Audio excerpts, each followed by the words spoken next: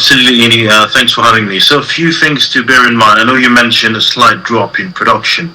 Honestly, that is not the story. And if you ask me, that's quite irrelevant actually right now. The slight drop is practically irrelevant from my standpoint. I think the real news here is one, this is the third consecutive month that Nigeria is producing above its OPEC quota. That has not happened in a long, long time. In fact, I'll take you back probably about a year and 2 months ago.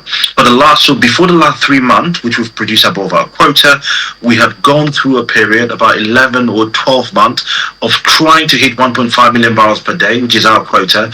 And on every turn, we fail. We come to 1.4, 1.45, and we fail to hit 1.5. And that's happened for the last 11 months. For the last 3 months, since the month of May, I apologize, we have produced above 1.5 million barrels per day. And that is absolutely spectacular. Nigeria's quota is 1.5 million barrels per day. What this shows to OPEC right now is that this is not just a blip. This is actually a technical increase in Nigeria's ability to produce above its quota. And that is super significant because, as a state, Nigeria wants OPEC to raise that OPEC quota perhaps to 1.8 or even 2 million barrels per day.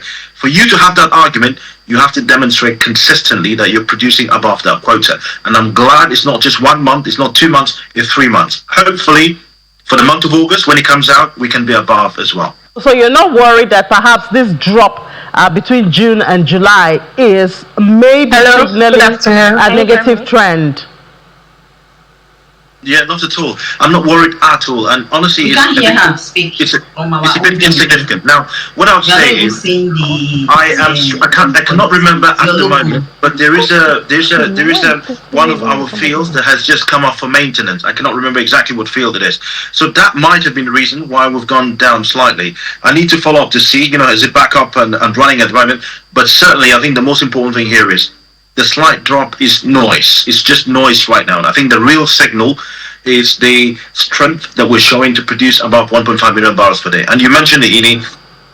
The price of Brent today is approximately $87 per barrel. Our budget benchmark, our budget price, for this year is 85, I apologize, dollars per barrel. So we have a decent headroom where we're producing above that, and hopefully that gives us additional more revenue for sure. Yeah, more revenue. More revenue on paper. Are the people feeling this more revenue? Because obviously it should be more revenue for government, and then that should translate to more spending for infrastructure and welfare of the people. Absolutely, you're 100% right. That is the natural expectation. But unfortunately, many times more revenue has never translated to a better standard of living, more infrastructure, more spending on capital projects as opposed to recurrent expenditure. And all. We haven't quite seen that shift. Hopefully, as we go forward, that can start to happen. But you're 100% right. It is something that we're struggling with. Can I just make the point as well, Ini, that yes, our budget benchmark is based on $64.85. But don't forget, the volume, the revenue, the volume for this year was 2.05, million barrels per day, which again was really below that. So yes, there's money coming in, but from a volume standpoint, we've not been able to hit that volume for the year. So what do you see? I know you're hoping that we'll continue with this trend of above 1.5. We haven't, recently, thank God, we haven't been hearing a lot about oil theft and vandalism and all of that. I believe the security architecture at that area seems to be working. So I guess we should stay optimistic that we'll continue this trend. Absolutely. What I expect is this. One, it's very exciting that oil theft have been curbed very significantly. I'm hoping that story continues. What that means is this is translated to real gains, we're hoping. And if we sustain it for the next 6, 7, 8 months, I expect to start to see some of the FIDs, the final investment decisions, that we took, last year, starting to come on. So those barrels hopefully can come onto the market.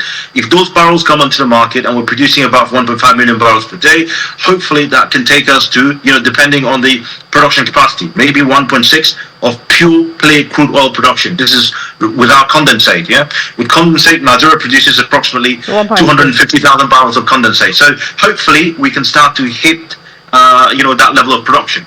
And hopefully the revenue to the governments will translate to maybe more infrastructural projects and all of that, hopefully. For sure. That's expectations. For sure, you know. All right, Chinan Dikwal, Vice Chair of African Energy Council, thank you so much for your time. Pleasure. Thanks for having me. Thank you.